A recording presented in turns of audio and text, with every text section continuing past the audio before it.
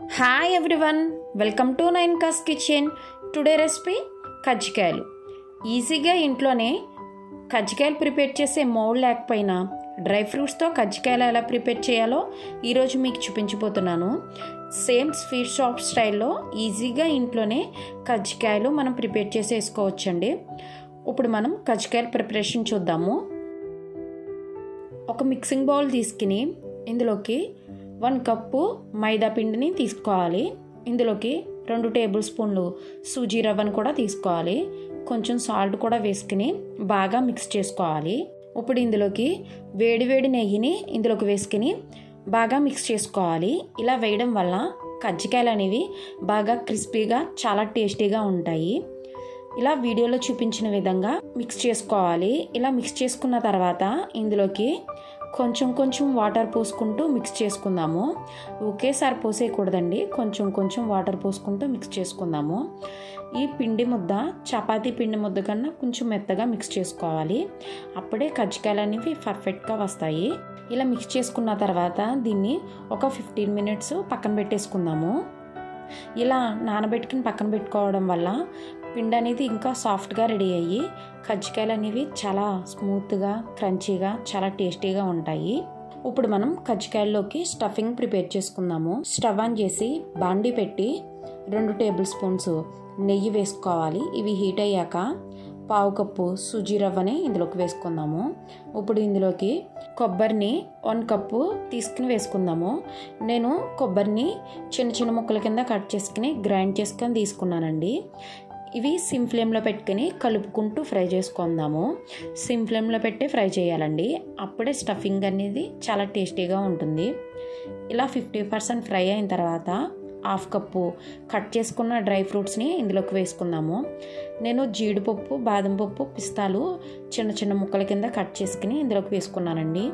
మీకు ఏ dry fruits కావాలంటే ఆ డ్రై ఫ్రూట్స్ వేసుకోవచ్చు. ఈ ప్రాసెస్ మొత్తం సిమ్ ఫ్లేమ్లో పెట్టుకునే చేసుకుందామండి. అప్పుడే బాగా ఫ్రై అయ్యి చాలా టేస్టీగా ఉంటుంది స్టఫింగ్ అనేది. ఇలా కలుపుకుంటూ ఫ్రై చేసుకున్న తర్వాత మొత్తం డ్రై ఫ్రూట్స్, కొబ్బరి, సూజీ రవ్వ బాగా ఫ్రై అయిపోయిన తర్వాత స్టవ్ ఆఫ్ చేసేసి 1 కప్పు షుగర్ పౌడర్ని ఇందులోకి వేసుకుందాము. స్టవ్ ఆఫ్ చేసుకున్న తర్వాత మాత్రమే వేసుకోవాలండి, అప్పుడే బాగుంటుంది స్టఫింగ్. 1 కప్పు షుగర్ పౌడర్ వేసుకున్న తర్వాత ఇందులోకి 1 టేబుల్ స్పూను యాలకుల పౌడర్ కూడా వేసుకుని బాగా మిక్స్ చేసుకోవాలి. యాలకుల పౌడర్ వేయడం వల్ల ఫ్లేవర్ అనేది చాలా బాగుంటుంది. ఇవి బాగా మిక్స్ చేసుకోవాలి. షుగర్ పౌడరు, డ్రై ఫ్రూట్స్, కొబ్బరి, సూజీ రవ్వ కలిసేంత వరకు బాగా మిక్స్ చేసుకోవాలి వీడియోలో చూపించిన విధంగా. ఇలా మిక్స్ చేసుకున్న తర్వాత దీన్ని పక్కన పెట్టేసుకుందాము. ఇప్పుడు మనం కజ్జికాయలు ప్రిపేర్ చేసుకుందాము. మన పిండి చూసారా పర్ఫెక్ట్గా నానింది. ఇప్పుడు దీన్ని ఒకసారి మిక్స్ చేసుకుని మీకు ఏ సైజులో కజ్జికాయలు చేసుకుందాం అనుకుంటున్నారో అదే సైజులో పిండి ముద్దను తీసుకుని చపాతీలాగా రౌండ్గా ప్రిపేర్ చేసుకోవాలి. పిండి కానీ అంటుకుంటుంది అనిపిస్తే మీకు కొంచెం మైదా పిండిని వేసుకుంటూ డస్టింగ్ చేసుకుంటూ చపాతీలాగా రౌండ్గా చేసుకుందాము. ఇలా చపాతీలాగా రౌండ్గా చేసుకున్న తర్వాత ఒక బాక్స్ని తీసుకుని ఎడ్జెస్ కట్ చేసి రౌండ్ షేప్లో మనం చపాతీని రెడీ చేసుకుందాము. ఇలా చేయడం వల్ల కజ్జికాయలు అనేవి ఈవెన్గా ఒకే షేప్లో వస్తాయండి. చూసారా, ఈ చపాతీ అనేది ఈ థిక్నెస్లో ఉంటే సరిపోతుందండి. ఈ థిక్నెస్లో ఉంటే మనకి కజ్జికాయలు అనేవి పర్ఫెక్ట్గా ఫ్రై అవుతాయి. ఇందులోకి మనం ప్రిపేర్ చేసుకున్న స్టఫింగ్ని 1 టేబుల్ స్పూన్ వేస్తున్నాను. నాకు 1 టేబుల్ స్పూన్ సరిపోయిందండి. మీరు ఇంకా కొంచెం పెద్దగా చేసుకుంటే ఇంకొక 2 టేబుల్ స్పూన్స్ వేసుకోవచ్చు. ఇప్పుడు ఎడ్జెస్ అనేది కొంచెం వాటర్ అప్లై చేసుకుని సీల్ చేసుకుందాము. ఇలా వాటర్ అప్లై చేయడం వల్ల సీలింగ్ అనేది ఊడిపోకుండా ఉంటుంది. ఇప్పుడు మొత్తం ఎడ్జెస్ అన్ని ఒకసారి నొక్కుని వీడియోలో చూపించిన విధంగా ఇప్పుడు మనం ఒక ఫోర్క్తో దీనికి షేప్ని ఇచ్చేద్దాము. ఇలా చేయడం వల్ల సీలింగ్ అనేది ఊడిపోకుండా ఉంటుంది. మనకి కజ్జికాయలకి మంచి షేప్ కూడా వస్తుంది, డిజైన్ లాగా ఉంటుంది. నేను ఫోర్క్కి కొంచెం ఆయిల్ అప్లై చేశానండి. ఇలా ఆయిల్ అప్లై చేయడం వల్ల మంచి షేప్ వస్తుంది కజ్జికాయలకి, పిండి కూడా అంటుకోకుండా ఉంటుంది. చూసారా, ఇదే విధంగా అన్ని కజ్జికాయల్ని ప్రిపేర్ చేసుకుని పక్కన పెట్టేసుకుందాము. ఇప్పుడు మనం స్టవ్ ఆన్ చేసి బాండి పెట్టుకుని డీప్ ఫ్రైకి సరిపడ్డంత ఆయిల్ వేసుకుని ఆయిల్ గోరువెచ్చగా ఉన్నప్పుడే సిమ్ ఫ్లేమ్లో పెట్టుకుని మనం ప్రిపేర్ చేసుకున్న కజ్జికాయలని ఇందులోకి వేసుకుందాము. ఇలా వేయడం వల్ల కజ్జికాయలు అనేవి లోపల నుంచి ఫ్రై అయ్యి క్రిస్పీగా ఉంటుంది. మీరు హై ఫ్లేమ్లో పెట్టి ఫ్రై చేసిన, బాగా ఆయిల్ వేడయ్యాక ఫ్రై చేసిన కజ్జికాయలు క్రిస్పీగా రావు, కొంచెం మెత్తగా ఉంటాయి, తినడానికి కూడా టేస్టీగా ఉండవు.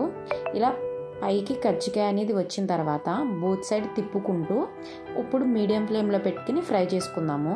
కజ్జికాయలు పైకి వచ్చిన తర్వాత మాత్రమే మీడియం ఫ్లేమ్లో పెట్టుకుని ఫ్రై చేసుకోండి. అప్పుడే కజ్జికాయ అనేది క్రిస్పీగా టేస్టీగా ఉంటుంది తినేటప్పుడు కూడా. చూసారా, మన కజ్జికాయలు అనేవి గోల్డెన్ బ్రౌన్ కలర్లోకి వచ్చేసాయండి. వీటిని స్టెయినర్తో తీసేసుకుని ఒక డబ్బాలోకి పెట్టేసుకుందాము. ఈ కజ్జికాయలు ఒక 10 to 15 days కూడా నిల్వ ఉంటుందండి. చాలా టేస్టీగా ఉంటుంది తినడానికి కూడా. మనం డ్రై ఫ్రూట్స్ అన్నీ వేసాం కదా, చాలా హెల్దీ కూడా. మీకు ఇంకా హెల్దీగా కావాలంటే గోధుమ పిండితో చేసుకోండి, ఇంకా మంచిది కూడా. ఇప్పుడు మనం మిగిలి ఉన్న కజ్జికాయని ఫ్రై చేసుకుందాము. ఇప్పుడు స్టవ్ ఆఫ్ చేసేసుకుని వేసుకుందాము మిగిలి ఉన్న కజ్జికాయలు అనేవి. స్టవ్ ఆఫ్ చేసుకున్న తర్వాత మాత్రమే వేసుకోవాలండి. మీరు స్టవ్ ఆన్లో కనుక వేస్తే ఆల్రెడీ ఆయిల్ వేడిగా ఉంటుంది కాబట్టి కలర్ వచ్చేస్తాయి కానీ లోపల నుంచి ఫ్రై అవ్వవు. కజ్జికాయ అనేది 50% ఫ్రై అయిన తర్వాత అప్పుడు స్టవ్ ఆన్ చేసుకుని సిమ్ ఫ్లేమ్లో పెట్టుకుని ఫ్రై చేసుకుందాము. బోత్ సైడ్ తిప్పుకుంటూ సిమ్ ఫ్లేమ్లో పెట్టుకుని ఫ్రై చేసుకుందాము. కజ్జికాయ అనేది 50% ఫ్రై అయిన తర్వాత మాత్రమే స్టవ్ ఆన్ చేయాలండి. అంతేనండి, ఈజీగా సింపుల్గా స్వీట్ షాప్ స్టైల్లో డ్రై ఫ్రూట్స్ కజ్జికాయలు ఇంట్లోనే ప్రిపేర్ చేసుకోవచ్చు. ఈ వీడియో కనుక మీకు నచ్చినట్లయితే లైక్ చేయండి, షేర్ చేయండి, సబ్స్క్రైబ్ చేయండి. Thank you for watching.